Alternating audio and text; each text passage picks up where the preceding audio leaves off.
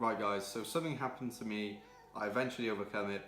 It could have been seriously, easily avoided if someone had just told me this before it happened. And that's what I'm going to do to you so you don't make this mistake. So Hazmat material, so I'm going to tell you what happened to me, how I overcome it, and how you can overcome it / avoid it so it never happens to you. So I recently created a listing for my third product in the UK. My previous two products failed. I'm a bit more optimistic about this one. And yeah, I created the listing. And as you may know, if you've ever created a product listing, one thing you do when you create the product listing is you go onto a website like Barcode Mania, you buy a barcode so that you can get the little number at the bottom. It's called an EAN number in the UK and UPC in the US, I believe. So once you get that number, you can generate what's called an FNSQ number for your product. I'll put a picture of one here. And once you have one of these, you can then send that to your supplier, and your supplier will put that on the product packaging for each unit. So I'd done that, but I created a listing purely so I could do that. I didn't put any photos on the product listing, and I didn't put any product description. I didn't do any bullet points. I thought, okay, I'll create a product listing purely so I can get an FNSQ label, send it to my supplier so that when they're finished production, they can just slap it on and be done with the packaging. And I thought, I'll just worry about the listing and the photos when I get there, and I just forgot about it. So I get an email from my supplier. All right, everything's dandy. We finished your production. Your products are ready to be shipped.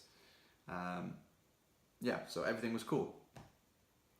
Then went onto my Amazon Seller Central account to try and create a shipping plan, and I was greeted with basically you can't do this because your listing's been flagged for Hazmat. Now Hazmat, like I said, hazardous materials, batteries, liquids, shit like that. My product is as fucking basic as they come, is not hazardous. So I contacted Amazon, queried it, I was like, this isn't Hazmat. They were like, yeah, we agree, but we're going to still have to investigate your listing anyway. There wasn't enough product description, there wasn't any images, but we're just going to investigate it. And if you know, Amazon seller support is a bag of dog shit.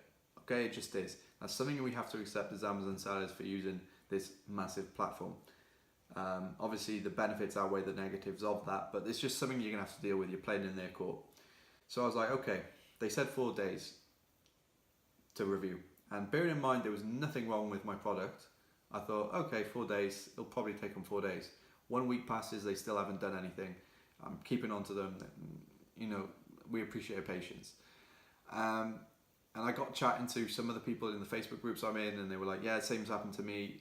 It's taken them, it's like 2 weeks have passed, they still haven't replied to me. So I was like, fuck this, I ain't waiting any longer. And so what I did was, I created a new listing. Now obviously, because I created a new listing, I had to get a new barcode. Because I got a new barcode, I had to put in the new EAN number in the product listing. So the old one now wasn't valid because I deleted that listing. But, if you remember, my supplier had put on the FNSQs that were associated with the first product listing's EAN number. So now, the labels that were on the products were now invalid. So this was the little problem I had. I had to then say to my supplier, I made up some bullshit story. I was like, okay, we had a new colleague, he accidentally sent you the wrong FNSQ labels. And I thought, okay, you know Chinese suppliers that tend to be really friendly. Mine was friendly before this happened. So I thought, okay, he's just going to brush it under the carpet. And okay, fine. Woke up the next morning, had this reply. My heart sank, man. My heart sank. And I thought, oh, for fuck's sake, why can't I have just been a little bit more patient and waited for, for Amazon to resolve it? So as you can see, I offered them $50. They were still pissed off. Eventually agreed. And I was like, I felt bad, so I gave them $100, which is like 70 quid. So it's a lot of fucking money, but I didn't want to damage relations. And eventually, yeah, they went through all 300 units, replaced the old FNSQs with the new ones, so it had associated with my new listing. So did that work? yes, I avoided the Hazmat. They gave me a shipping address, and I was able to make the shipping plan. And now my products are on their way to the UK.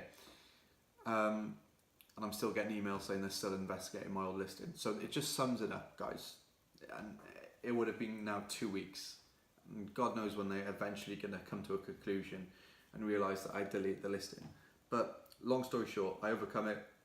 Product's on its way. Avoided the Hazmat review. Now, may a problem arise? I don't think it will, because there was nothing wrong with my product in the first place. But bottom line is, guys, just as soon as you open your listing, I've seen courses that don't mention this. They even say, don't worry about it when you open your listing.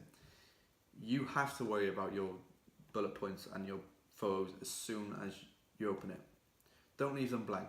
Even if you just get a few shit photos from your suppliers, even if you just type in the very, very basic title and bullet points that you didn't give any thought to, just put something in there, because otherwise if you leave it completely blank like I did, bang, Hazmat reviewed, and they said it's because I didn't fill out my product listing. So yeah guys, as soon as you open that product listing, just make sure that you put in the details, put in the pictures, all that shit, and you'll avoid the mistake that I just made.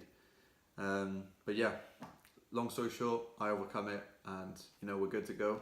If you're new to the channel, make sure you subscribe. I'll be documenting everything. If I fail third time around, then for fuck's sake, I've done it again. But like I said, I'm a bit more optimistic about this one. And yeah, make sure you subscribe, like the video, and I'll see you in the next one.